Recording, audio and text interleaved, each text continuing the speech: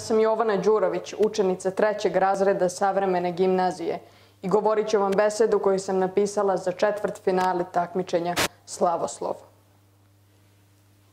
Čujete li i vi Munkov krik?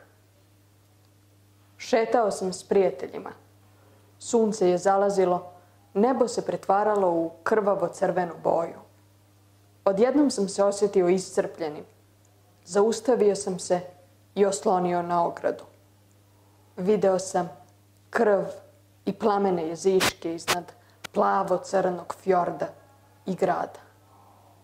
Moji su prijatelji nastavili hodati, a ja sam ostao drhteći od nemira i osjećao sam beskrajan krik kako prolazi prirodom. Ovako je norveški ekspresionista Edvard Munch opisao naš slike krik i ne sluteći da će taj krik jednoga dana postati krik slike. Sećate se čuvene Munchove slike? Crveno nebo ispod koga na jednom mostu promiču šetači, dok jedno biće pokušava da se odbrani od urlika koji čuje. To je ono što ljudsko oko na prvi pogled vidi. Dovoljno da izazove osjećanje i jeze.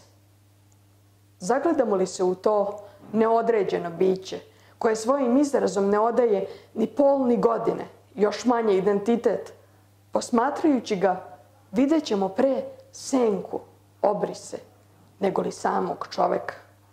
Osjetit ćemo njegov nemir, strah, tegobe, svu njegovu bol i čuti njegov krik kako se prolama pod krvavim nebom.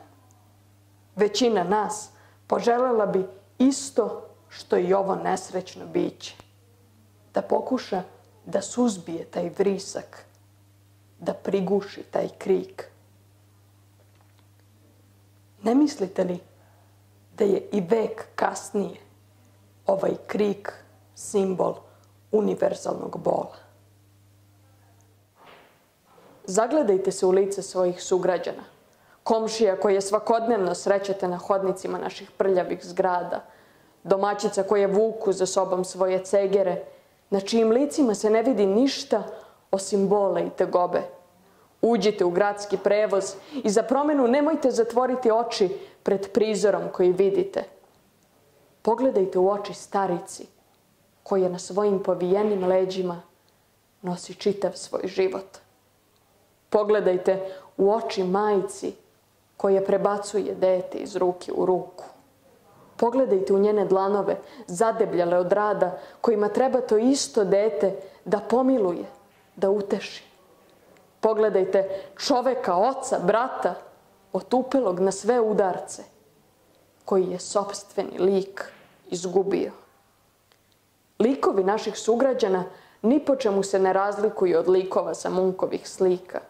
Obavijeni crnilom krpa na sebi, vuku za sobom svoje senke kao utvare, nose u svakom uzdahu melanholiju, usamljenost, u svakom pokretu depresiju, u utrobi nemir, na licu bolest, poneko i smrt, a u očima strah. Svako od njih nosi svoj sopstveni krik u sebi i samo je pitanje dana, časa, kada će taj jezivi krik ispustiti sa dna svoje duše. Jer, kao što reče Charles Bukowski, nisu velike stvari ono što šalje ljude u ludnicu, već niz malih tragedija.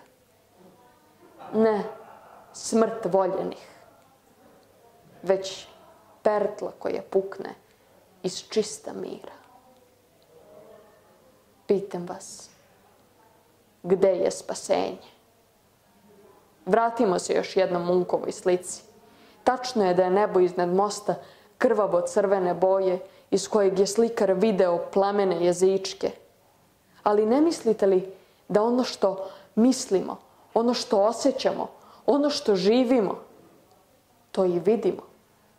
To crveno nebo u oku nekog drugog posmatrača moglo bi da bude beskrajni svod ljubavi iz kojeg se ne vidi, ali osjeća prisustvo onog koji sve leči ljubavlju. Kada bi se melanholični čovek zagledao u taj beskrajni svod, ta crna žuč iz njega bi prosvetlila. Ako bi usamljenik samo na trenutak podigao glavu i nazreo dubine tog beskraja, osjetio bi prisustvo nekog ko nas nikada ne napušta. Onaj čija utroba gori od nemira, samo ako bi hteo snagom vere, pretvorio bi taj oganj u tihi plamen koji greje. Krik bolesnog čoveka odbio bi se o to crveno nebo samo ako bi nesrećnik umeo da prepozna gde je ta luka nade i spasenja. Strah od smrti, zbog kojeg se grčevito držimo za osušenu zemlju, samo jednim pogledom ka tom nebeskom beskraju raširio bi nam ruke i uzdigao ih visoko. Pustio ih u susret Spasitelju.